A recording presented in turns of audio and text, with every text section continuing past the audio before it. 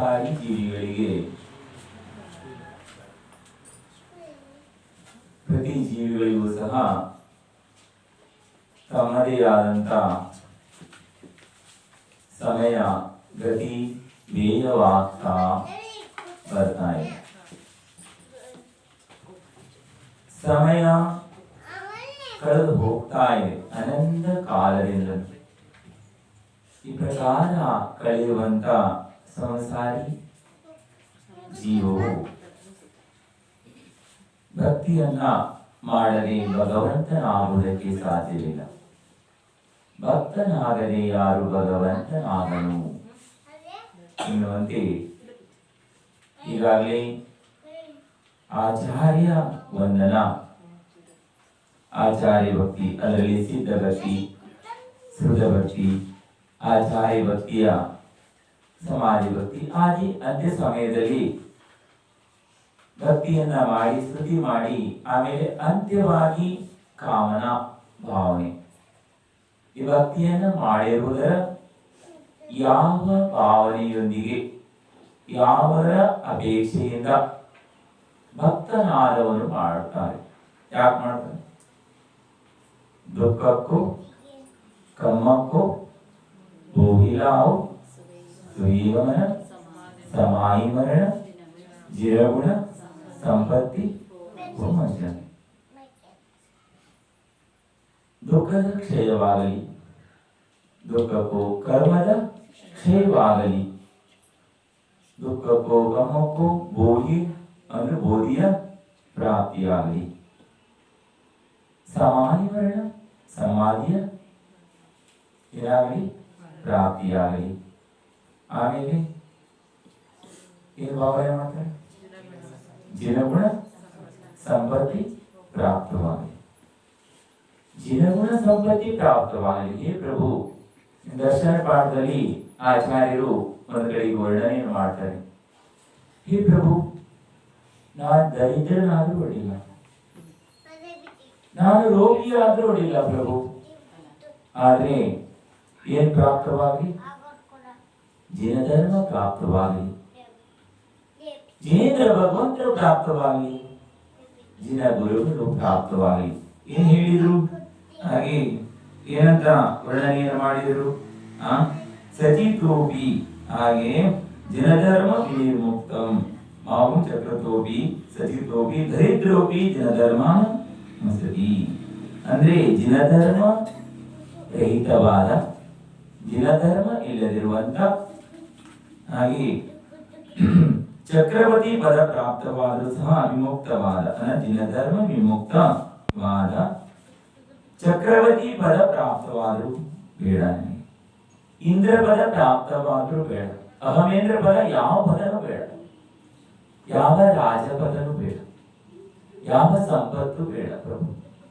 ಆದ್ರೆ ಜಿನಧರ್ಮ ಇಲ್ಲದಿರುವ ಚಕ್ರವರ್ತಿ ಪದವು ನನಗೆ ಬೇಡ. ಆದ್ರೆ ಜಿನಧರ್ಮದೊಂದಿಗೆ ಸದಾ ಕಾಲ ಏನು ಪ್ರಾಪ್ತವಾಗಬೇಕು? ಸಚಿತೋಪಿ ದರಿದ್ರೋಪಿ ಜಿನಧರ್ಮಾನ ಮಸತಿ. ಅಂದ್ರೆ ನಾನು ಸಚಿತವಾಗಿರಲಿ, ರೋಗಿಯಾಗಿರಲಿ, ಅಥವಾ ಶಾರೀರಿಕವಾದ ಯಾವುದೇ ರೀತಿ ಕಷ್ಟ ಇರಲಿ, ದರಿದ್ರನಿರಲಿ, ಆದರೂ ಜಿನಧರ್ಮ ಒಂದೇ ವಾಸು ಪ್ರಭು. ಜಿನಧರ್ಮ ಒಂದೇ ನನಗೆ ಬೇಕೇ ಬೇಕು. ಆದರೆ ಜಿನ ಭಕ್ತನಾದವನಿಗೆ ಅಟಲವಾದಂತ ವಿಶ್ವಾಸವಿರುತ್ತದೆ, ಅಟಲವಾದಂತ ನಂಬಿಕೆ ಇರುತ್ತದೆ. ಜಿನ ಭಕ್ತನಾದವನು ಎಂದು ದರಿದ್ರನಾಗೋಲ್ಲ, ಸಚಿತನಾಗೋಲ್ಲ, ಕುರೂಪಿ ಆಗೋಲ್ಲ. ಹಾಗೆ ಆತನು ಬಹು ಸುಂದರವಾಗಿ ಇರುತ್ತಾನೆ ಮತ್ತು ಎಲ್ಲ ಇಂದ್ರಿಯಗಳು ಸಕ್ರಿಯವಾಗಿರ್ತದೆ, ಸದ್ಬುದ್ಧಿವಾನವಾಗಿರ್ತಾರೆ ಅವರು.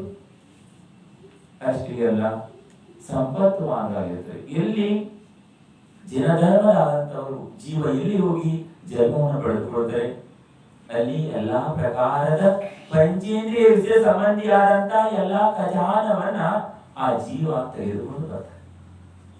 ಬೇಡ ಅಂತ ಹೇಳಿದ್ರು ಸಹ ಅವರಿಗೆ ಸಂಪತ್ತು ತಾನಾಗಿ ಬರ್ತದೆ. ಒಂದೊಂದು ಪರಿವಾರದಲ್ಲಿ ಯಾವುದೋ ಒಂದು ತೀವ್ರವಾದಂತಹ ಪುಣ್ಯ ಜೀವದ ಉದಯದಿಂದ ಅಪಾರವಾದ ಸಂಪತ್ತು ಪರಿವಾರದವರಿಗೆ ಪ್ರಾಪ್ತವಾಗ್ತದೆ. ಸುಖಗಳು ಪ್ರಾಪ್ತವಾಗ್ತದೆ. ದುಃಖದ ದಿನಗಳು ಕಳೆದು ಪರಿವಾರವೆಲ್ಲವೂ ಹರ್ಷಚಿತ್ರ ಆಗ್ತದೆ. ಪಂಚೇಂದ್ರಿಯ ಸಂಬಂಧವಾದಂತಹ ಸುಖ ಭೋಗಗಳು ತಾವಾಗಿ ಪ್ರಾಪ್ತವಾಗ್ತದೆ. ಆಗ ಆ ಜೀವ ಪುಣ್ಯ, ಯಾವುದೋ ಒಂದು ಜೀವ ಪುಣ್ಯದಿಂದ ಎಲ್ಲ ಜೀವಿಗಳು ಫಲ ಪ್ರಾಪ್ತವಾಗ್ತದೆ. ಆದರೆ ಆ ಜೀವ ಯಾವಾಗ ಪುಣ್ಯದ ಅಥವಾ ಆ ಜೀವವು ಕಣ್ಮರೆಯಾದರೆ ಸಂಪತ್ತು ಕ್ಷೀಣವಾಗಿ ಪ್ರಾರಂಭವಾಗ್ತದೆ. ಅಥವಾ ತುಂಬಿದಂತ ಪರಿವಾರದಲ್ಲಿ ಸುಖವನ್ನು ಭೋಗಿಸುತ್ತಿರುವಂತ ಪಂಚೇಂದ್ರಿಯ ಸಂಬಂಧವಾದಂತ ಸುಖವನ್ನು ಭೋಗಿಸುವಂತ ಪರಿವಾರದಲ್ಲಿ ಯಾವುದೋ ಒಂದು ಜೀವ ಜನ್ಮವಾಗ್ತಾ ಇದ್ದಾಗಲೇ ಇರುವಂತ ಸಂಪತ್ತು ಕ್ಷೀಣವಾಗಿ ಪ್ರಾರಂಭವಾಗ್ತದೆ. ಅಂದ್ರೆ ಕಡಿಮೆಯಾಗಿ ಪ್ರಾರಂಭವಾಗ್ತದೆ, ದರಿದ್ರ ಪ್ರಾಪ್ತವಾಗ್ತಾ. ಈ ಪ್ರಕಾರವಾಗಿ ಸಂಸಾರದಲ್ಲಿ ಅನಂತ ಕಾಲದಿಂದಲೂ ಸಹ ಎಲ್ಲ ಕಡೆಯಲ್ಲೂ ಸಹ ನಡೀತಾ ಇದೆ, ಎಲ್ಲ ಸಮಯದಲ್ಲೂ ಸಹ ಆಗ್ತಾ ಇದೆ. ಆದರೆ ಇದನ್ನ ತಿಳಿದುಕೊಳ್ಳುವಂತವರು ಯಾರು ಈ ಮರ್ಮವನ್ನ ತಿಳಿದುಕೊಳ್ತಾರೆ, ಅವರು ತಮ್ಮ ಆತ್ಮ ಕಲ್ಯಾಣವನ್ನ ಮಾಡಿಕೊಳ್ಳುತ್ತಾರೆ ಮತ್ತು ಸುಖವನ್ನ ಪ್ರಾಪ್ತ ಮಾಡಿಕೊಳ್ಳುವಂತ ಮಾರ್ಗವನ್ನ ಅವಲಂಬಿಸ್ತಾರೆ. ಎಲ್ಲಿ ತನಕ ಗೊತ್ತಾಗಲ್ಲ ಅಲ್ಲಿಯ ತನಕ ಅವರು ಸುಖ ಬಂದಾಗ ಸುಖವನ್ನ, ದುಃಖ ಬಂದಾಗ ದುಃಖವನ್ನ ಭೋಗಿಸ್ತಾ ಇರ್ತಾರೆ. ನಿಮ್ಮಲ್ಲಿ ಹೇಳ್ತಾರೆ, ಯಾರಾದ್ರೂ ಬಹಳ ಪಾಪ ಕರ್ಮದ ಉದಯ ಇರುವವರೊಟ್ಟಿಗೆ ದೋಣಿಯನ್ನ ಹತ್ತಿದ್ರೆ ನದಿ ದಾಟೋದು, ಆ ಜೀವದ ಉದಯದಿಂದ ದೋಣಿ ಮುಳುಗಿದೆ, ಉಳಿದವರಿಗೂ 3 ಗುಟಿಗೆ ನೀರನ್ನ ಕೊಡಿಸ್ತಾರೆ, ಹೌದಲ್ಲ? ಅದೇ ರೀತಿಯಾಗಿ ಯಾರಾದ್ರೂ ಪುಣ್ಯಾತ್ಮ ಜೀವ ಇದೆ, ಆ ಜೀವದೊಂದಿಗೆ ಒಂದು ವೇಳೆ ಅವರೊಂದಿಗೆ ಕುತ್ಕೊಂಡು ಸವಾರಿ ಮಾಡ್ತಾ ಇದೆ, ಸುರಕ್ಷಿತವಾಗಿ ಅವರನ್ನು ತಾವು ಎಲ್ಲಿ ಹೋಗ್ಬೇಕು ಅಲ್ಲಿ ಹೋಗುವುದರೊಂದಿಗೆ ತಾವು ಊಟ ಮಾಡುವ ಹಾಗೆ ಸಿಹಿ ಸಿಹಿಯಾದ ಹಣ್ಣುಗಳನ್ನ, ಸಿಹಿ ಸಿಹಿಯಾದ ಫಲವನ್ನ ತಾನುಣ್ಣುವುದರೊಂದಿಗೆ ಆತನ ಪುಣ್ಯದಿಂದ ಒಂದು ಮರದಲ್ಲಿ ಒಂದು ಹಣ್ಣು ತಿನ್ನಬಹುದಾ? ಹೌದಾ? 2 ತಿನ್ನುವುದು, ಉಳಿದ ಹಣ್ಣುಗಳು ಯಾರು ತಿನ್ನೋರು ಅವನೊಂದಿಗಿರುವುದು, ಹೌದಾ? ಆತನೊಂದಿಗೆ ಉಳಿದಂಥವ್ರು. ಅದೇ ಪ್ರಕಾರವಾಗಿ ಸಂಸಾರದಲ್ಲಿ ಸುಖ ದುಃಖಗಳನ್ನ ಭೋಗಿಸ್ತಾ ಇರ್ತಾರೆ. ಆದ್ರೆ ಕಿಂಚಿತವಾಗೂ ಸಹ ಸ್ವಲ್ಪವಾದ್ರೂ ಸುಖವನ್ನು ಪ್ರಾಪ್ತ ಮಾಡಿಕೊಳ್ಳಬೇಕು ಅಂದ್ರೆ ಜೀವಕ್ಕೆ ಧರ್ಮದ, ಯಾವುದೋ ಒಂದು ಜೀವಕ್ಕೆ ತೀವ್ರದ ಪುಣ್ಯದ ಉದಯ ಇರ್ತದೆ, ಇನ್ನು ಕೆಲವು ಜೀವಿಗಳಿಗೆ ಸ್ವಲ್ಪ ಪುಣ್ಯದ ಉದಯ ಇರ್ತದೆ. ಬಹು ಪುಣ್ಯ ಉದಯ ಆ ಜೀವದೊಂದಿಗೆ ಆ ಜೀವ ಸೇರಿಕೊಂಡು ಏನ್ ಮಾಡ್ತಾರೆ, ಭೋಗವನ್ನ ಭೋಗಿಸ್ತಾರೆ. ಮತ್ತು ಬಹಳ ಪಾಪಕರ್ಮ ಉದಯಂತ ಜೀವದೊಂದಿಗೆ ಸ್ವಲ್ಪ ಪಾಪಕರ್ಮ ಇರುವರು ಅವರೊಂದಿಗೆ ಸೇರಿಕೊಂಡಾಗ ಅವರು ಸಹ ದುಃಖವನ್ನ ಭೋಗಿಸ್ತಾರೆ. ಈ ಪ್ರಕಾರ ಸಂಸಾರದಲ್ಲಿ ಅನಂತ ಕಾಲದಿಂದಲೂ ಸಹ ಜೀವಗಳು ಅನುಭವಿಸ್ತಾ ಬರ್ತಾ ಇದ್ದಾರೆ. ಇಂಥ ದರಿದ್ರದಿಂದ, ಇಂಥ ದುಃಖದಿಂದ ಪಾರಾಗಬೇಕು ಅಂದ್ರೆ ಒಂದೇ ಒಂದು ಜಿನಧರ್ಮ. ಜಿನಧರ್ಮವನ್ನ ಯಾರು ಸ್ವೀಕಾರವನ್ನ ಮಾಡ್ತಾರೆ, ಜಿನೇಂದ್ರ ಭಗವಂತರು ಬೋಧನೆ ಮಾಡಿದಂತಹ ತತ್ವವನ್ನ, ಜಿನೇಂದ್ರ ಭಗವಂತರು ಹೇಳಿದಂತಹ ಮಾರ್ಗವನ್ನ ಯಾರು ಅನುಕರಣೆಯನ್ನು ಮಾಡ್ತಾರೆ ಅಂತವರು 3 ಕಾಲದಲ್ಲಿ ಎಲ್ಲೂ ಸಹ ದರಿದ್ರರಾಗಲ್ಲ. ಜೈನರಾದವನು ದರಿದ್ರ ಆಗುವುದಕ್ಕೆ ಸಾಧ್ಯನೇ ಇಲ್ಲ. ಒಬ್ಬ ಜಿನಭಕ್ತನಿದ್ದಾನ, ಆತ ಜಿನೇಂದ್ರ ಭಗವಂತರ ಭಕ್ತನಿದ್ದಾನೆ, ಭಕ್ತನಾದವರು ಎಂದು ಸಹ ದುಃಖಿ ಆಗುವುದಕ್ಕೆ ಸಾಧ್ಯವಿಲ್ಲ. 3 ಕಾಲದಲ್ಲಿ ಆತ ದುಃಖಿ ಆಗುವುದಕ್ಕೆ ಸಾಧ್ಯನೇ ಇಲ್ಲ. ಎಲ್ಲಿ ಹೋಗ್ತಾನೆ ಆತ ಅಲ್ಲೆಲ್ಲ ಆತನು ಸುಖವನ್ನೇ ಅನುಭವಿಸ್ತಾನೆ.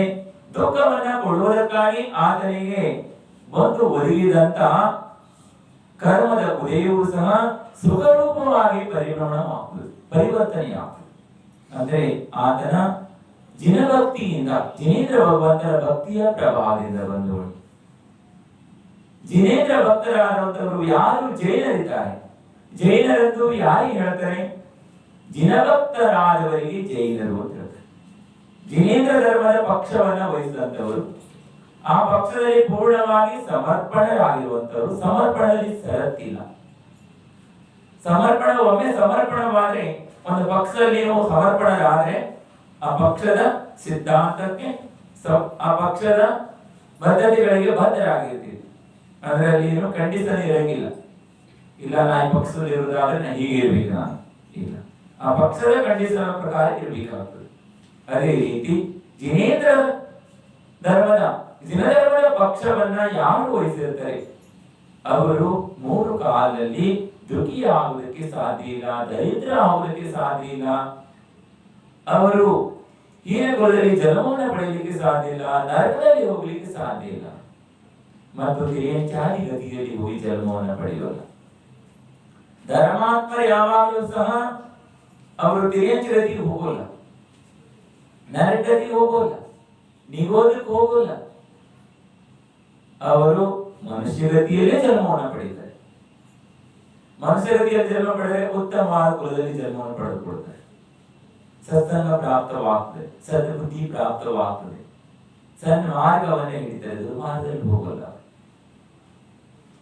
ಒಂದು ವೇಳೆ ಮನುಷ್ಯಗತಿಯಿಂದ ಮೋಕ್ಷವಾಗುವ ಪೂರ್ವದಲ್ಲಿ ಬೇರೆ ಗತಿ ಪ್ರಾಪ್ತವಾದ ಧರ್ಮಾತ್ಮರಿಗೆ ಯಾವ ಗತಿ ಪ್ರಾಪ್ತವಾಗ್ತದೆ? ದೇವಗತಿ. ದೇವಗತಿಯಲ್ಲೂ ಸಹ 4 ಪ್ರಕಾರ ದೇವತೆಗಳಿದ್ದಾರೆ: ಕಲ್ಪವಾಸಿ, ಭವನವಾಸಿ, ಅಂತರವಾಸಿ, ಜ್ಯೋತಿಷಿವಾಸಿ. ಅದರಲ್ಲಿ ಕಲ್ಪವಾಸಿ ದೇವತೆಗಳಾಗ್ತಾರೆ. ಕಲ್ಪವಾಸಿಯಲ್ಲೂ ಸಹ ಅವರು ಮೇಲಿನ ದೇವಪರ್ಯಾಯವನ್ನು ಪ್ರಾಪ್ತಗೊಳ್ತಾರೆ. ವೃತ್ತಿದಾರಿ ದೇವಪರ್ಯಾಯ ಪ್ರಾಪ್ತವಾಗ್ತದೆ. ಸಮಯ ದೃಷ್ಟಿಗಳಾಗಿರ್ತಾರೆ ಅವರು. ಕಲ್ಪವಾಸಿಯಲ್ಲಿ ಮಿಥ್ಯಾದೃಷ್ಟಿ ದೇವತೆಗಳಿದ್ದಾರೆ. ಆದರೆ ಧರ್ಮಾತ್ಮರಾದವರು, ಧರ್ಮಾತ್ಮ ಅಂದ್ರೆ ಏನಂತ? ಯಾರ ಆತ್ಮ? ಆಚಾರ್ಯ ಭಗವಂತರು ಬಹಿರಾತ್ಮ, ಅಂತರಾತ್ಮ, ಪರಮಾತ್ಮ. ಬಹಿರಾತ್ಮ ಅಂತ ಯಾರಿಗೆ ಹೇಳ್ತಾರೆ? ಯಾರ ಆತ್ಮದಲ್ಲಿ ಧರ್ಮ ಇಲ್ಲ.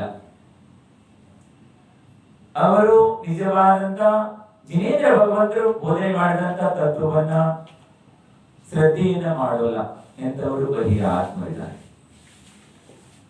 ಆತ್ಮವನ್ನ ಕಲ್ಯಾಣ ಮಾಡತಕ್ಕಂಥ, ಕರ್ಮವನ್ನ ನಿರ್ಧಾರ ಮಾಡತಕ್ಕಂಥ, ಎಲ್ಲಾ ಜೀವಿಗಳನ್ನ ಕಲ್ಯಾಣ ಮಾರ್ಗವನ್ನ ಬೋಧನೆ ಮಾಡಿದ ಬೋಧನೆ ಮಾಡಿದಂತ ಧರ್ಮದಲ್ಲಿ ಯಾರು ಶ್ರದ್ಧಾ ಇದ್ದಾರೆ ಅಂತವರು ಅಂತರಾತ್ಮರಿದ್ದಾರೆ. ಜಗನ್ಯ ಅಂತರಾತ್ಮ, ಮಧ್ಯಮ ಅಂತರಾತ್ಮ, ಹಾಗೆ ಉತ್ಕೃಷ್ಟ ಅಂತರಾತ್ಮ. ಈ ಪ್ರಕಾರದಲ್ಲಿ ಅಂತರಾತ್ಮದಲ್ಲೂ ಸಹ 3 ಪ್ರಕಾರವಾದಂತ ಕೆಟಗರಿಯನ್ನ ಮಾಡಲಾಗ್ತದೆ. ಆದ್ರೆ ಯಾರು ಅಂತರಾತ್ಮರಿದ್ದಾರೆ ಅಂತವರಿಗೆ ಧರ್ಮಾತ್ಮರು ಅಂತ ಹೇಳ್ತಾರೆ. ಧರ್ಮಾತ್ಮ, ಹಾಗೆ ಪರಮಾತ್ಮ, ಪಾಪಾತ್ಮ, 3 ಪ್ರಕಾರ. ಧರ್ಮಾತ್ಮರಲ್ಲಿ ಧರ್ಮ ಎಲ್ಲಿದೆ? ಆತ್ಮದಲ್ಲಿದೆ. ಎಲ್ಲಿದೆ? ಆತ್ಮದಲ್ಲಿ ಧರ್ಮ ಇದೆ.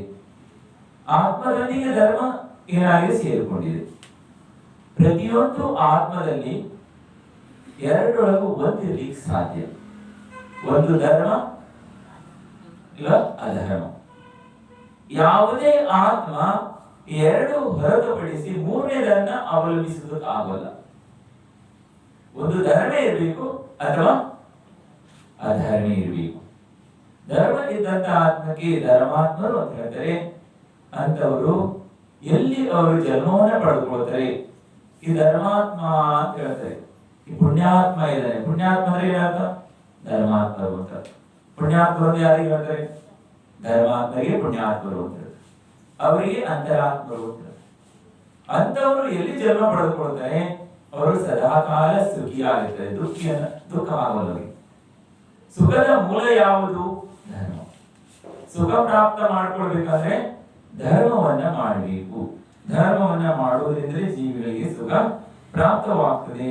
ಅದಕ್ಕಾಗಿ ಆಚಾರ್ಯ ಭಗವಂತರು ಹೇಳ್ತಾರೆ, ಏಕಾಪಿ ಸಮರ್ಥ್ಯಂ ಜಿನರ್ಭಕ್ತಿ ದುರ್ಗತಿ ನಿವಾರಯತು ಪುಣ್ಯ ನೀತ ಪೂರಿತೋದ ದಾತೋ ಮುಕ್ತಿಸ್ಕೃತಿ ಕೃತೇನ.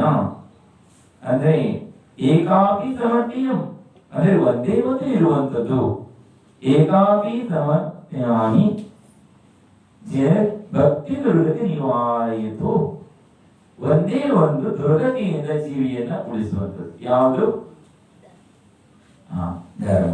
ಏಕ ಜಿನೇಂದ್ರ ಭಕ್ತಿ, ಜಿನೇಂದ್ರ ಭಗವಂತನ ಭಕ್ತಿ. ಜಿನೈರ್ ಭಕ್ತಿ ದುರ್ಗತಿ ನಿವಾರಿಯದು ಪುಣ್ಯ ನೀತ ಕುರಿತು ದಾತು ಮುಕ್ತಿ ಸ್ತುತೀನ. ಅಂದ್ರೆ ಪುಣ್ಯದ ವರ್ಧನೆಯನ್ನ ಮಾಡುವಂಥದ್ದು, ಪುಣ್ಯವನ್ನ ತೀವ್ರವಾಗಿ ಪುಣ್ಯವನ್ನ ಮಾಡುವಂಥ. ಪುಣ್ಯಾತ್ಮರು ಸುಖವನ್ನು ಭೋಗಿಸ್ತಾರೆ, ಪಾಪಾತ್ಮರು ದುಃಖವನ್ನ ಭೋಗಿಸ್ತಾರೆ. ಮತ್ತು ಧಾತು ಮುಕ್ತಿಸ್ತುತೀನ ಪಾಪದ ನಾಶ. ಕ್ರಮೇಣವಾಗಿ ಧಾರಣೆ ಮಾಡಿದಂತ ದಾತನು ಅಂದರೆ ಮುಕ್ತಿ ಶ್ರೀ ಮುಕ್ತಿಯ ಪ್ರಾಪ್ತಿ ಆಗ್ತದೆ. ಭಕ್ತನಾಗದೆ ಯಾರು ಭಗವಂತನಾಗನು ಅಂತ ಹೇಳಿದ್ವಿ ನಾವು. ಯಾಕೆಂತ ಹೇಳಿದ್ರೆ ಜಿನಭಕ್ತಿಯನ್ನ ಮಾಡುವಂತವನು ಅವರು ಒಂದು ದಿವಸ ಮುಕ್ತಿಯನ್ನ ಪ್ರಾಪ್ತ ಮಾಡಿಕೊಳ್ತಾರೆ. ಅಂದ್ರೆ ಸಿದ್ಧ ಭಗವಂತ ಆಗ್ತಾರೆ.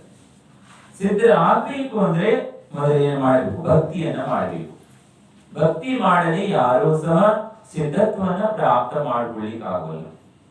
ಯಾರ ಭಕ್ತಿಯನ್ನ ಮಾಡಬೇಕು? ದೇವ ಶಾಸ್ತ್ರ ಗುರುಗಳ ಭಕ್ತಿಯನ್ನ ಮಾಡಬೇಕು. ದೇವ ಶಾಸ್ತ್ರ ಗುರುಗಳ ಸ್ತುತಿಯನ್ನು ಮಾಡಬೇಕು. ಇದರಿಂದ ಏನಾಗ್ತದೆ? ಭಕ್ತನಾದವರು ಒಂದು ದಿವಸ ಭಗವಂತನಾಗುವುದಕ್ಕೆ ಸಾಧ್ಯ. ಹೇ ಪ್ರಭು, ದರಿದ್ರ ಆದ್ರೂ ಅಡ್ಡಿಲ್ಲ, ಆದ್ರೆ ಕುರೂಪಿ ಆದ್ರೂ ಅಡ್ಡಿಲ್ಲ, ರೋಗಿ ಆದ್ರೂ ಅಡ್ಡಿಲ್ಲ, ಆದ್ರೆ ನನಗೆ ಏನು ಪ್ರಾಪ್ತವಾಗಲಿ? ಜಿನಧರ್ಮ ಪ್ರಾಪ್ತವಾಗಲಿ. ಜಿನಧರ್ಮವನ್ನ ಬಿಟ್ಟು ಎಲ್ಲೂ ನನಗೆ ಜನ್ಮ ಆಗುವುದು ಬೇಡ ಪ್ರಭು. ಜಿನೇಂದ್ರ ಇಂಥ ಜಿನಕುಲದಲ್ಲಿ ಜನ್ಮ ಪಡೆದಿದ್ರಿ ಅಂದ್ರೆ ಬಹು ಪುಣ್ಯದಿಂದ ಜೈನ ಕುಲ ಪ್ರಾಪ್ತವಾಗ್ತದೆ ಬಂಧುಗಳೇ. ಭವ್ಯಾತ್ಮರಿಗೆ ಜೈನ ಧರ್ಮದಲ್ಲಿ ಜನ್ಮವನ್ನು ಪಡೆತಕ್ಕಂತ ಮತ್ತು ದೇವ ಶಾಸ್ತ್ರ ಗುರುಗಳ ಸಾನ್ನಿಧ್ಯ ಪ್ರಾಪ್ತವಾಗತಕ್ಕಂತ ಒಂದು ಪುಣ್ಯ ಇದ್ದಾಗ ಮಾತ್ರ ಸಾಧ್ಯ. ಪುಣ್ಯ ಇದ್ದಿದ್ರೆ ಪ್ರಾಪ್ತವಾಗೋಲ್ಲ.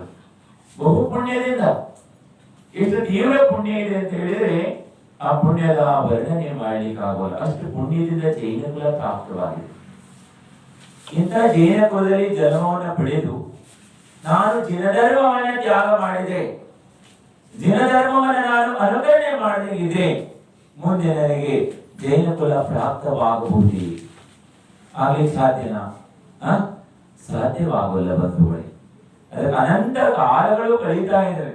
ಅಂತ ಅನಂತ ಕಾಲಗಳ ಕಳೆಯುವಂತ ಮಧ್ಯದಲ್ಲಿ ತೀವ್ರವಾದಂತ ಪುಣ್ಯದ ಉದಯದಿಂದ ಜೈನ ಕುಲ ಪ್ರಾಪ್ತವಾಗಿದೆ. ಅದಕ್ಕಾಗಿ ಜೈನ ಕುಲದಲ್ಲಿ ಪ್ರಾಪ್ತವಾದಕ್ಕೆ ಜಿನಧರ್ಮವನ್ನು ತಿಳಿದುಕೊಳ್ಳಬೇಕು. ಜಿನಧರ್ಮವನ್ನು ತಿಳಿದು ಜಿನೇಂದ್ರ ಭಗವಂತರು ಬೋಧನೆ ಮಾಡಿದಂತ ತತ್ವದ ಮೇಲೆ ಶ್ರದ್ಧೆಯನ್ನ ಹೊಂದಿ ನಮ್ಮ ಆತ್ಮ ಕಲ್ಯಾಣ ಮಾಡಿಕೊಳ್ಳುವಂತ ಧರ್ಮವನ್ನ ಅನುಕರಣೆಯನ್ನ ಮಾಡಬೇಕು. ಮಧು ಮದ್ಯ ಮಾಂಸಗಳ ತ್ಯಾಗವನ್ನ ಜೀವನ ಪರ್ಯಂತ ಮಾಡಬೇಕು.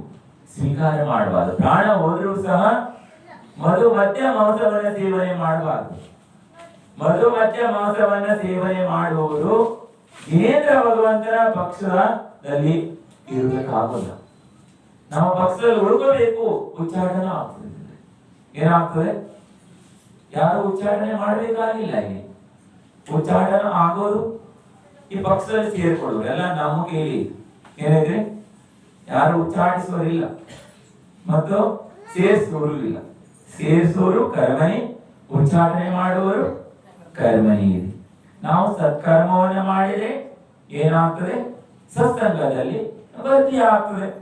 ಆದರೆ ದುಷ್ಕರ್ಮವನ್ನ ಮಾಡಿದ್ರೆ ದುರ್ಗತಿ ಕೊಂಡೊಯ್ಯುವುದಕ್ಕೆ ಸತ್ಸಂಗದಿಂದ ಉಚ್ಚಾಟನೆ ಆಗ್ತದೆ, ದುಷ್ಪಕ್ಷದ ಸೇರ್ಪಡೆಯಾಗ್ತದೆ. ಕರ್ಮ ಸೇರಿಸೋರು ಮತ್ತೆ ಬಿಡಿಸೋರು ಯಾರಿದ್ದಾರೆ? ಕರ್ಮ ಬಿಟ್ರೆ ಯಾರೂ ಇಲ್ಲ. ಅದಕ್ಕಾಗಿ ಸತ್ಕರ್ಮವನ್ನ ಮಾಡಬೇಕು. ದೇವ ಶಾಸ್ತ್ರ ಗುರುಗಳಲ್ಲಿ ಶ್ರದ್ಧೆಯನ್ನು ಮಾಡಬೇಕು. ಜಿನೇಂದ್ರ ಭಗವಂತರ ದರ್ಶನ ಮಾಡಬೇಕು, ಪೂಜೆ ಮಾಡಬೇಕು. ಹಾಗೇನೆ ಭಕ್ತಿ ಸ್ತುತಿಯನ್ನು ಮಾಡಬೇಕು. ಜಿನಧರ್ಮವನ್ನ ತಿಳ್ಕೊಳ್ಬೇಕು. ಜಿನೇಂದ್ರ ಭಗವಂತರ ಬೋಧನೆ ಮಾಡಿದಂತ ತತ್ವಗಳನ್ನು ತಿಳ್ಕೊಬೇಕು. ನಾವು ರಾಗ ದ್ವೇಷವನ್ನ ಮಾಡ್ತಾ, ನಾವು ಅಭಿಮಾನವನ್ನ ಮಾಡ್ತಾ ಅನಂತ ಕಾಲ ಕಳೆದಿದ್ದೀವಿ ಬಂಧುಗಳೇ. ಅನಂತ ಕಾಲಗಳು ಕಳೆದು ಹೋಗಿದಾಗ ಇದರಲ್ಲಿ ಬಹು ಪುಣ್ಯದ ಉದಯದಿಂದ ಇಂತಹ ಸಮ್ಯ ಜ್ಞಾನ ಸಂಸ್ಕಾರವನ್ನ ಪಡೆದುಕೊಳ್ಳತಕ್ಕಂಥ ಜಿನೇಂದ್ರ ಭಗವಂತರ ಬೋಧನೆ ಮಾಡುವ ತತ್ವವನ್ನ ತಿಳಿದುಕೊಳ್ಳತಕ್ಕಂಥ ಇಂಥ ಒಂದು ಸಂಸ್ಕಾರ ಹೀನರಾದ್ರೆ, ಸಂಸ್ಕಾರ ಇಲ್ಲದಿದ್ದಾಗ ಅಂತ ಹೇಳಿದ್ರೆ ಏನಾಗ್ತದೆ, ನಿಮ್ಮಲ್ಲಿ ವಿದ್ಯೆ ಇಲ್ಲದವನು ಹಾಳೂರು ಹದ್ದಿಗೆ ಸಮಾನ ಅಂತ ಹೇಳ್ತಾರೆ, ಹೌದಲ್ಲ? ಸಂಸ್ಕಾರ ಇಲ್ಲದವರು ಯಾರು ಸಂಸ್ಕಾರವಂತರಲ್ಲ ಅವೇನಿಲ್ಲ, ಅವರು ಯಾವುದಕ್ಕೂ ಪ್ರಯೋಜನ ಇಲ್ಲ, ವ್ಯರ್ಥವಾದ ಜೀವನ. ಅದಕ್ಕಾಗಿ ಸಂಸ್ಕಾರ ಪಡ್ಕೊಳ್ಬೇಕು. ಇಲ್ಲಿ ಬಂದಿದ್ರೆ ಏನ್ ಸಂಪಾದನೆ ಮಾಡಬೇಕು? ಸಂಸಾರದಲ್ಲಿ ಪರಿಭ್ರಮಣೆ ಮಾಡ್ತಾ ಬಂದಿದ್ದೇವೆ. ಇಲ್ಲಿ ಪರ್ಮನೆಂಟ್ ಇರ್ತೀವಿ, ಇಲ್ಲಿ ಇರೋರಿದ್ದೀವಿ. ಮನುಷ್ಯಗತಿಯಲ್ಲಿ, ಜೈನ ಕುಲದಲ್ಲಿ, ನಿಮ್ಮ ಸುಳ್ಳುಳಿಯಲ್ಲಿ, ಕೊಡವಳ್ಳಿಯಲ್ಲಿ ಇರೋರು, ಅಕ್ಕಪಕ್ಕದವರು, ಇಲ್ಲಿ ಪರ್ಮನೆಂಟ್ ಇರೋರಿದ್ದೀವಿ ಇಲ್ಲ. ಅನಂತ ಕಾಲ ಪರಿಭ್ರಮಣೆ ಮಾಡ್ತಾ ಇಲ್ಲಿ ಎಷ್ಟು ದಿನ ಸಮಯ ಇದೆ ಅಷ್ಟ ಮಾತ್ರ, ಅದಕ್ಕಿಂತ ಜಾಸ್ತಿ ಇರ್ಲಿಕ್ಕೆ ಆಗೋಲ್ಲ. ಅದರ ಒಳಗಾಗಿ ನಾವೆಂತ ಸಂಸ್ಕಾರ ಪಡ್ಕೋಬೇಕು. ಸಂಸ್ಕಾರ ಜನ್ಮ ಜನ್ಮ ತನಕ ನಮ್ಮೊಂದಿಗೆ ಬರಬೇಕು ಅಂತ ಸುಸಂಸ್ಕಾರವನ್ನ ಏನ್ ಮಾಡ್ಬೇಕು, ನಮ್ಮ ಆತ್ಮನಿಗೆ ಸಂಸ್ಕಾರ ಹಾಕ್ಬೇಕು.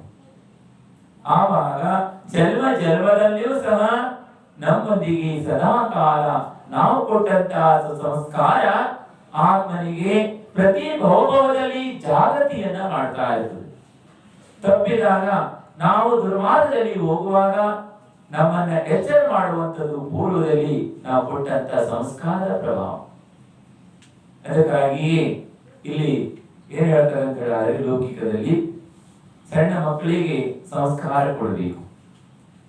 ಆಚಾರ್ಯ ಭಗವಂತರು ಹೇಳ್ತಾರೆ, 3 ವರ್ಷದ ಬುದ್ಧಿ 100 ವರ್ಷದ ತನಕ ಹೇಳ್ತಿದ್ರು. ಹಿಂದಿಯಲ್ಲಿ ಪ್ರವಚನ ಮಾಡುವಾಗ ಸಹ ಕನ್ನಡ ಶಬ್ದಗಳನ್ನ ಉಪಯೋಗ ಮಾಡ್ತಿದ್ರು.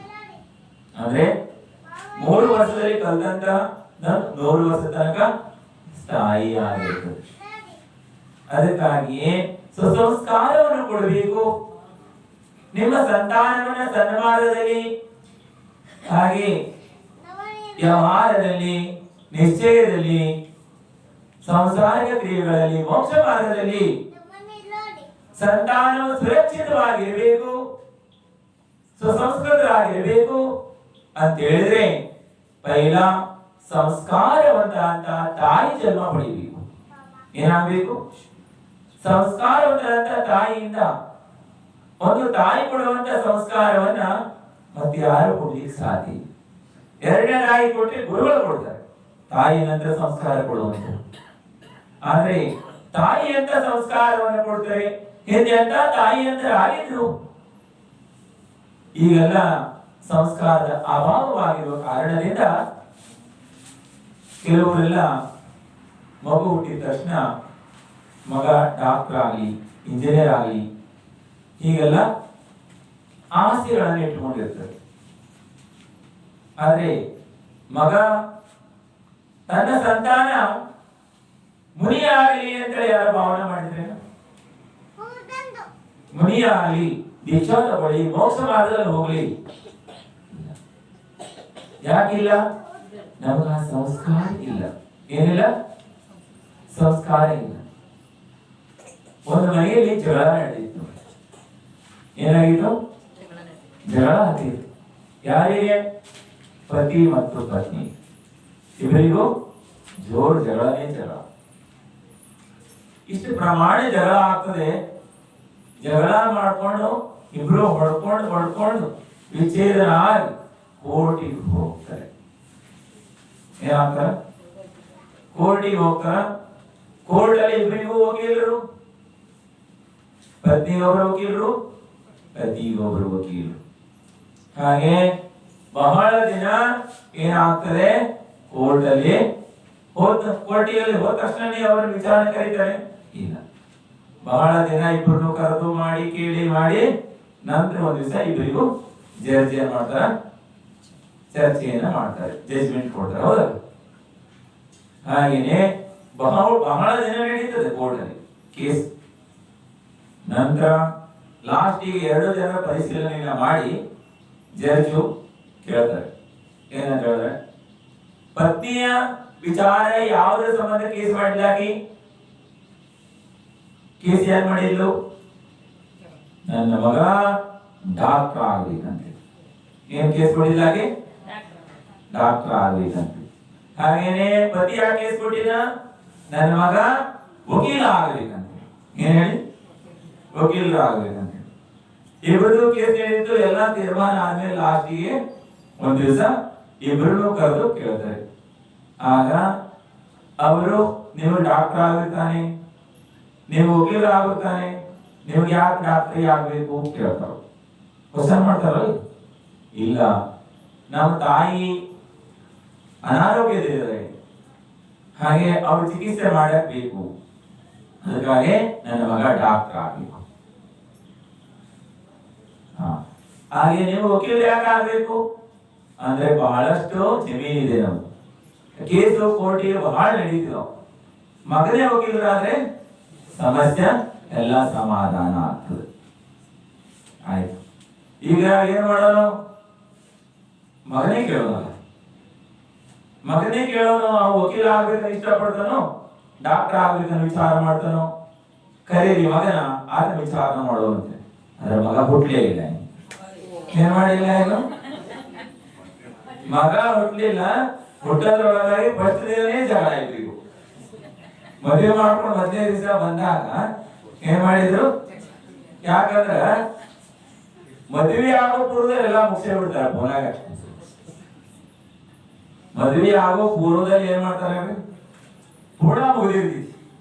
ಇನ್ನೇನ ಪ್ರೀತಿ ಅನ್ನೋದೆಲ್ಲ ಮುಗಿದಿರ್ತಿ. ಪ್ರೀತಿ, ಪತಿ ಪತ್ನಿ ಪ್ರೀತಿ ಮಾಡೋದ, ಪ್ರೇಮ ಮಾಡೋದೆಲ್ಲ ಮುಗಿಸಿರ್ತಾರ. ಇನ್ನು ಮದುವೆ ಆದ್ಮೇಲೆ ಏನ್ ಮಾಡ್ಕೋಬೇಕೇನ? ಜಗಳ ಮಾಡ್ಕೋಬೇಕು. ಆದ್ರೆ ಮೊದಲೆಲ್ಲ ಹಾಗೆ ಇರ್ತಿರ್ಲಿಲ್ಲ. ಮೊದಲೆಲ್ಲ ಪತಿ ಪತ್ನಿಯರು ಮದುವೆ ಆಗೋ ತನಕ ಅವ್ರ ಮುಖನೇ ನೋಡ್ತಾ ಇರ್ಲಿಲ್ಲ, ಮಾತಂತೂ ದೂರ. ಆದ್ರೆ ಆಮೇಲೆ ಪ್ರೀತಿಯಿಂದ ಅನನ್ಯವಾಗಿ ಅಂತಿಮ ಸಂತ ಏನ್ ಮಾಡ್ತಿದ್ರು? ಅವರು ಪತಿ ಪತ್ನಿಯರು ಸುಖಮಯವಾಗಿ ಜೀವನ ಕಳೀತಿದ್ರು. ಆದ್ರೆ ಈಗ ಹೀಗಾಗಿದೆ ಅಂತ ಹೇಳಿದ್ರೆ ಮೊದಲೇ ಎಲ್ಲ ಮುಗಿಸ್ಕೊಡ್ತಾರ, ಪ್ರೀತಿ ಪ್ರೇಮ ಎಲ್ಲ, ಆಮೇಲೆ ಮದುವೆ ಸೇರ. ಹಾಗೆ ಆ ವಕೀಲರು ಹೇಳ್ತಾರೆ, ಇನ್ನೂ ಮಕ್ಕಳೇ ಇಲ್ಲ, ಮಗುನೇ ಹುಟ್ಟಲಿಲ್ಲ, ನೀವು ಯಾಕೆ ಈ ರೀತಿ ಜಗಳ? ಅದ್ ನೋಡ್ರಿ, ಅದಕ್ಕಿಂತ ಪೂರ್ವದಲ್ಲಿ ಮಗ ಹುಟ್ಟಬೇಕು, ಆಮೇಲೆ ತಾನೆ. ಅದೇ ರೀತಿ ನಮ್ಮ ಮಗ ಡಾಕ್ಟರ್ ಆಗಲಿ, ಇಂಜಿನಿಯರ್ ಆಗಲಿ, ಹಾಗೆ ವಕೀಲರಾಗಲಿ, ಆದಿ ಕನಸನ್ನ ಕಾಣ್ತಾರೆ. ಯಾರು ಸಹ ನಮ್ಮ ಮಗ ಮುನಿ ಆಗಲಿ ಅಂತ ಕನಸು ಕಾಣ್ತಾರೆ? ಇಲ್ಲ. ನೀವು ಕನಸು ಕಂಡಿದ್ರೆ ನಿಮ್ಮ ಮಕ್ಕಳು ನಿಶ್ಚಿತ ಮುನಿ ಆಗ್ತಿದ್ರು. ಏನಾಗ್ತಿದ್ರು ಹೇಳಿ? ಎಲ್ಲರೂ ಹಾಗೆ ಆಗ್ತಿದ್ರು. ಆದ್ರೆ ಆಚಾರ್ಯ ಕೊಂದ್ರೆ ತಾಯಿ ತೊಟ್ಟಿಲಲ್ಲಿ ಮಗುವನ್ನ ತೂಗ್ತಾ ಏನ್ ಹೇಳ್ತಿದ್ರು? ಪಿಕ್ಚರ್ ನಟ ಆಗು, ಇಂಜಿನಿಯರ್ ಆಗು ಅಂತ ತೊಟ್ಟು ತೂಗ್ತಿದ್ರು? ಇಲ್ಲ. ಸಿದ್ಧನಾಗು, ಬುದ್ಧನಾಗು, ನಿರಂಜನನಾಗು, ನಿರ್ಮಲನಾಗು ಅಂತೇಳಿ ಏನ್ ಮಾಡ್ತಿದ್ರು? ಜೋಗುಳವನ್ನ ಹಾಡ್ತಿದ್ರು. ಆ ರೀತಿಯಾಗಿ ಭಾವನೆ ಮಾಡಿದ ಪ್ರತಿಕಾರವಾಗಿ ಆಚಾರ್ಯ ಅಂದ್ರೆ ಕೊಂದರು ಏನಾಗ್ತಾರೆ ಅಂತ ಹೇಳಿದ್ರೆ, ಅವರು 8 ವರ್ಷದಲ್ಲಿ ದೀಕ್ಷೆಯನ್ನ ಧಾರಣೆ ಮಾಡಿದ್ರು ಅಂತ ಹೇಳ್ತಾರೆ. ಇನ್ನೊಂದು ಆಗಮದಲ್ಲಿ 11 ವರ್ಷದ ದೀಕ್ಷೆ ಧಾರಣೆ ಮಾಡಿದ್ರು. 8 ವರ್ಷದಲ್ಲಿ 11 ವರ್ಷಕ್ಕೆ ವಿಕಾರನೇ ಬರೋಲ್ಲ. ಏನಾಗಲ್ಲ? ವಿಕಾರ ಬರುವುದರೊಳಗಾಗಿ, ಬಟ್ಟೆ ಹಾಕೋದ್ರೊಳಗಾಗಿ ಅವರು ಬಟ್ಟೆಯನ್ನೇ ತ್ಯಾಗ ಮಾಡಿಬಿಟ್ರು. ದಿಗಂಬರರಾಗಿ ಆಚಾರ್ಯ ಕೊಂದರು. ಮಹಾವೀರ ಭಗವಂತರಿಗೆ ನಮಸ್ಕಾರವನ್ನ ಮಾಡ್ತೀವಿ. ಮಂಗಲಂ ಭಗವಾನ್ ವೀರೋ, ಮಂಗಲಂ ಗೌತಮೋ ಗಣೇ, ಮಂಗಲಂ ಕುಂದಾರ್ಯೋ, ಜೈನ ಧರ್ಮೋಸ್ತು ಮಂಗಲಂ, ಸರ್ವಮಂಗಲ ಮಾಂಗಲ್ಯಂ ಸರ್ವ ಕಲ್ಯಾಣಕಾರಕಂ, ಪ್ರಧಾನಂ ಸರ್ವಧರ್ಮಾನಾಂ ಜೈನಂ ಜೇತು. ಆಚಾರ್ಯ ಕೊಂದರಿಗೆ ನಮಸ್ಕಾರವನ್ನ ದಿಗಂಬರ ಸಂಪ್ರದಾಯದಲ್ಲಿ, ದಿಗಂಬರ ಧರ್ಮವನ್ನ ಅನುಕರಣೆ ಮಾಡುವಂತವರು ಶ್ರೀತಂಬರಿಲ್ಲ. ಅವರು ಶೂಲಭದ್ರಾಯ ನಮಃ ಅಂತ ಹೇಳ್ತಾರೆ. ಏನ್ ಹೇಳ್ತಾರೆ ಅವರು? ಚೋಳಭದ್ರ ಆಚಾರ್ಯವರು ನಮಸ್ಕಾರವನ್ನು ಮಾಡ್ತಾರೆ. ಆದರೆ ದಿಗಂಬರರಲ್ಲಿ ಗೌತಮ ಸ್ವಾಮಿಗಳು ಅಂದ್ರೆ ಕೊಂದ ಆಚಾರ್ಯ ಗೌತಮ ನಂತರ ಕೊಂದರಿಗೆ ಅದು ನಮಸ್ಕಾರವನ್ನ ಮಂಗಲರಿದ್ದಾರೆ. ಅವರು 84 ಪೌಢಗಳನ್ನ ಬರೆದರು, ಗ್ರಂಥಗಳನ್ನ ರಚನೆ ಮಾಡಿದರು. ಆದ್ರೆ ಇವತ್ತು ನಮ್ಮ ದುರ್ಭಾಗ್ಯದಿಂದ ಏನಾಗಿದ್ದಾವೆ, ಬಹಳಷ್ಟು ನಷ್ಟವಾಗಿ ಹೋಗಿದೆ. ಇವತ್ತು 14-15 ಪಹೌಳಗಳಿದ್ದಾವೆ. ಒಂದೆರಡು ಪಹೌಳಗಳು ಬೇರೆಯವರು ಅನ್ನುವಂತ ದಿನವಿದ್ದಾರೆ, ತಮ್ಮದು ಅಂತ ಹೇಳ್ತಾರೆ. ಈ ಪ್ರಕಾರದಲ್ಲಿ ಒಟ್ಟಾರೆ 13-14 ಪಹೌಳಗಳು ಇದೆ. ಬಾಕಿ ಪಹೌಳಗಳೆಲ್ಲ ಏನಾದ್ರು ಲುಪ್ತವಾಗಿ ಹೋದ. ಅವರು ಗುಪಾದಲ್ಲಿ ಕೂತ್ಕೊಂಡು ಗ್ರಂಥವನ್ನ ರಚನೆಯನ್ನು ಮಾಡಿದರು. ಅವರ ಮನಸ್ಸಿನಲ್ಲಿ ಏನಾದ್ರು ಪ್ರಶ್ನೆಗಳು ಉತ್ಪನ್ನ ಆದಾಗ ಅವರು ವಿದೇಶ ಕ್ಷೇತ್ರಕ್ಕೂ ಸಹ ಹೋಗ್ಬಂದ್ರು. ಶ್ರೀಮಂತರ ಸ್ವಾಮಿಯನ್ನ ದರ್ಶನ ಮಾಡಿ ಅಲ್ಲಿಂದ ತಮ್ಮ ಪ್ರಶ್ನೆಗೆ ಸಮಾಧಾನವನ್ನ ಮಾಡಿಕೊಂಡು ಬಂದು ಭರತ ಕ್ಷೇತ್ರದಲ್ಲಿ ಗ್ರಂಥಗಳನ್ನ ರಚನೆ ಮಾಡಿದರು. ಅವರೊಮ್ಮೆ ವಿದೇಶ ಕ್ಷೇತ್ರಕ್ಕೆ ಹೋದಾಗ ವಿದೇಶ ಕ್ಷೇತ್ರದಲ್ಲಿ ಅವರು ಹೋಗಿ ಸಮೋಸಣದಲ್ಲಿ ಶ್ರೀಮಂತರ ಭಗವಂತರ ತೀರ್ಥಂಕರ ಸಮೋಸಣದಲ್ಲಿ ಹೋಗಿ ಕೂತ್ಕೊಂಡಾಗ ಅಲ್ಲಿಯ ಚಕ್ರವರ್ತಿ ಬರ್ತಾರೆ ಭಗವಂತರ ದರ್ಶನಕ್ಕಾಗಿ. ಭಗವಂತರ ಸ್ತುತಿಯನ್ನ ಮಾಡಿ ದರ್ಶನವನ್ನ ಮಾಡಿ ಅವರು ಅಲ್ಲಿ ಕೂತ್ಕೊಳ್ಳುವಾಗ ಕಾಲ ಕೆಳಗಿರುವಂತದ್ದನ್ನು ನೋಡ್ತಾರೆ.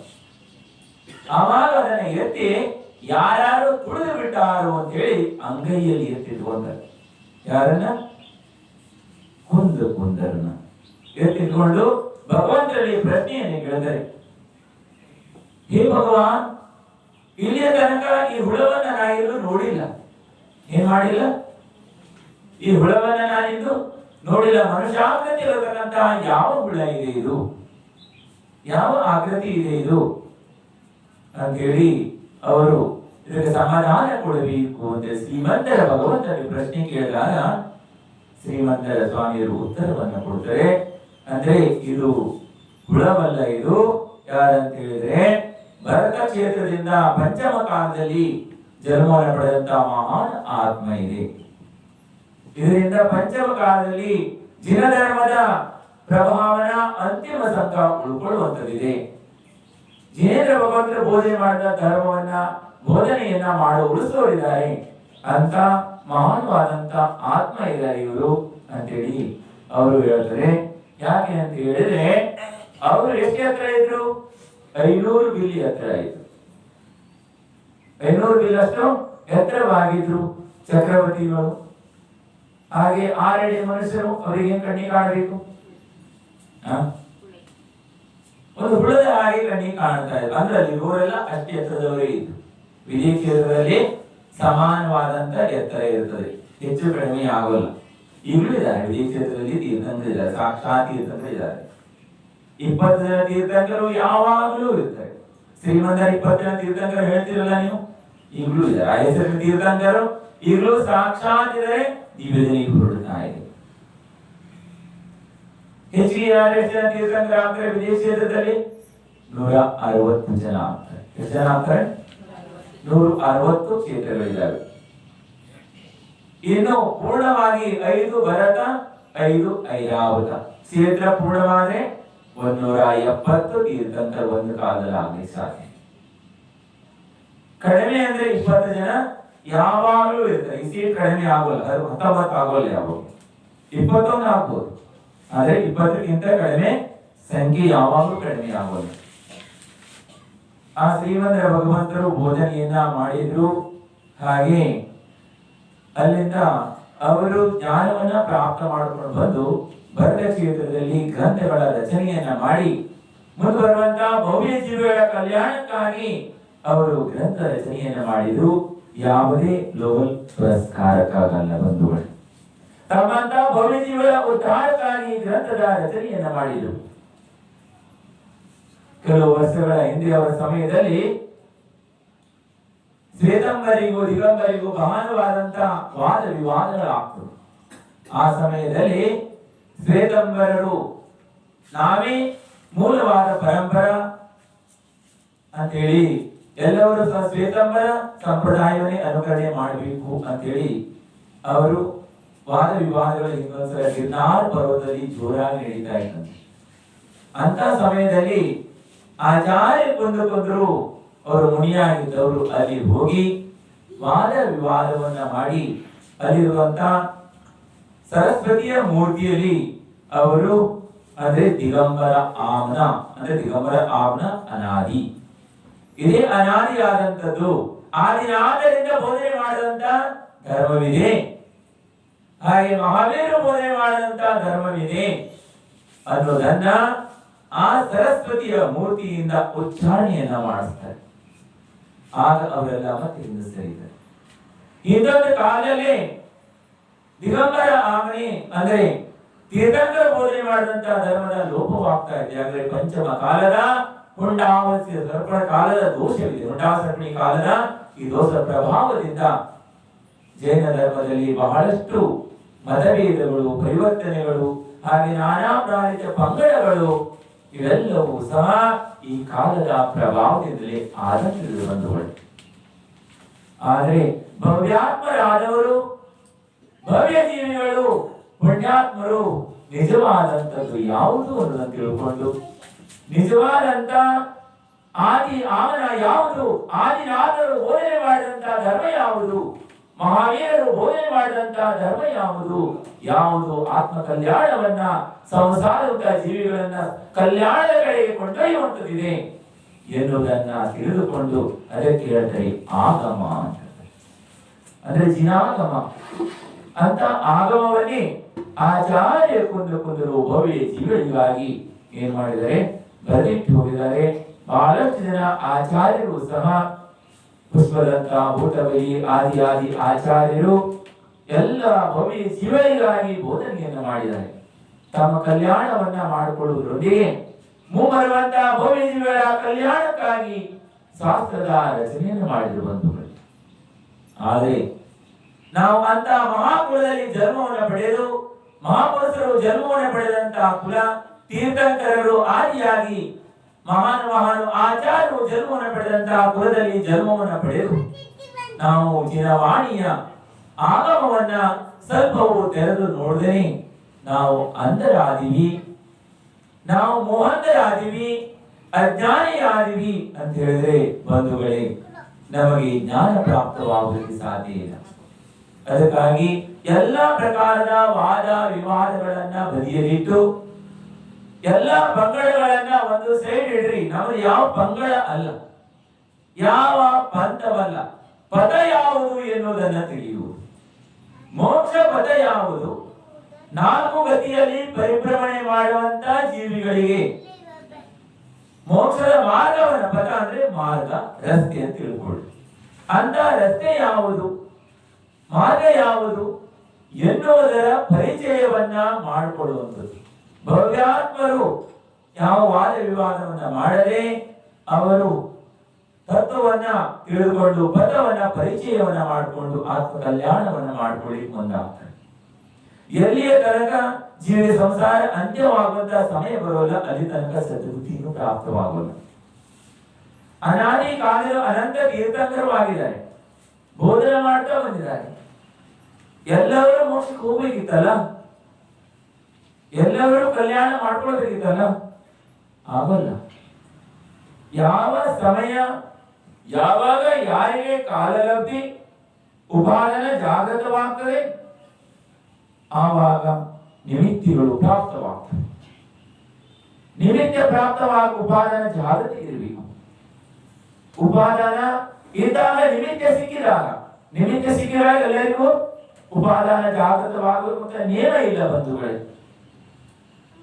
ಅದೇ ರೀತಿಯಾಗಿ ಭವ್ಯ ಜೀವಿಗಳು ಆವಾಗ ಸ್ವಲ್ಪ ಕಲ್ಯಾಣವನ್ನ ಮಾಡ್ಕೊಂತ ಮೋಕ್ಷ ಮಾರ್ಗದಲ್ಲಿ ಹೋಗ್ತಾರೆ.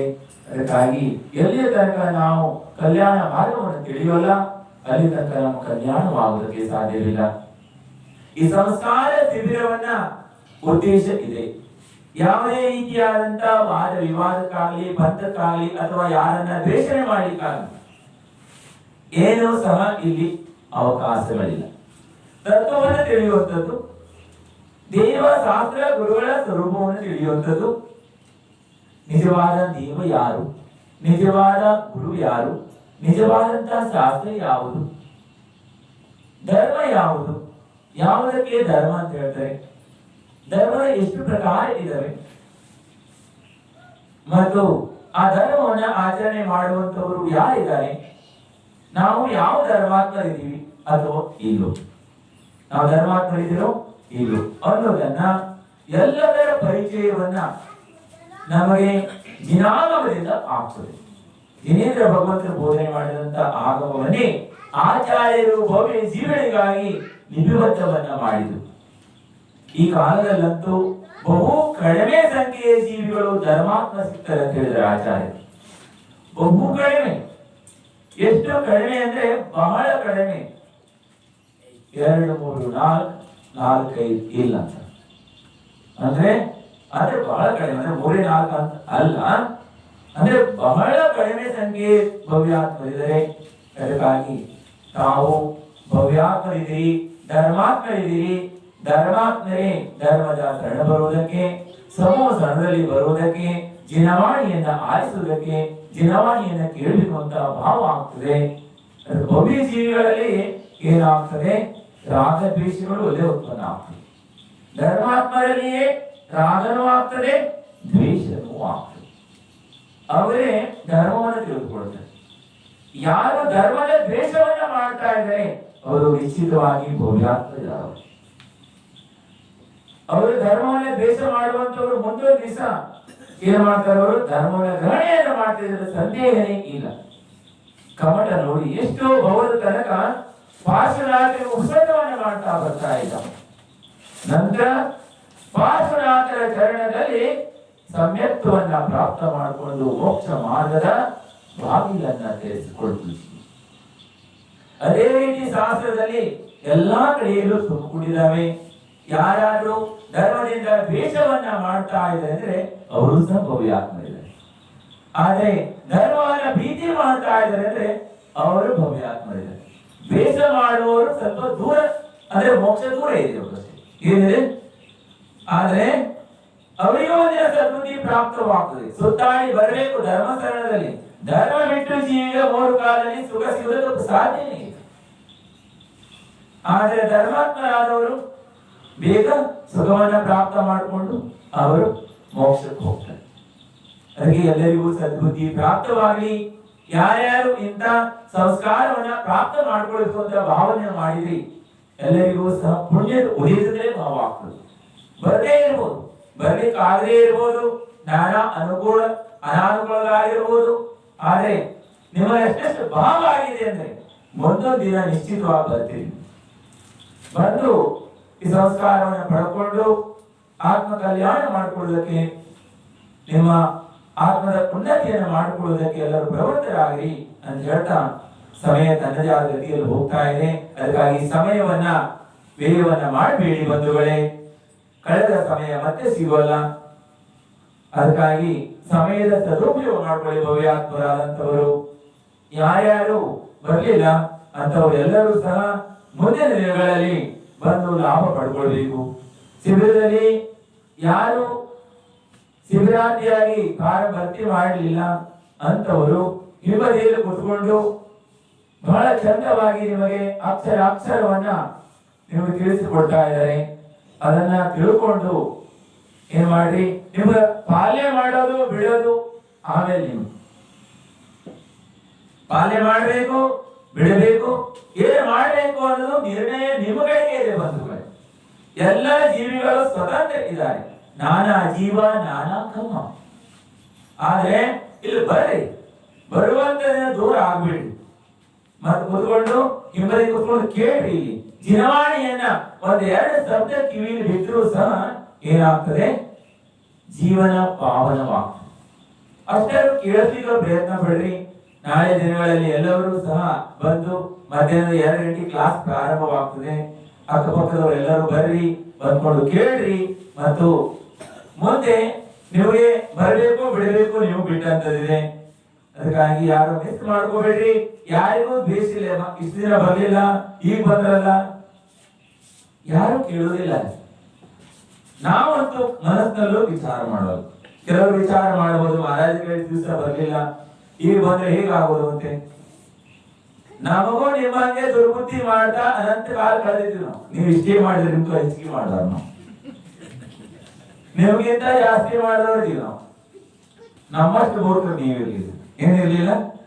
ಅದಕ್ಕಿಂತ ನಾವು ಸತ ಮೂರ್ಖರಿದ್ದೀವಿ.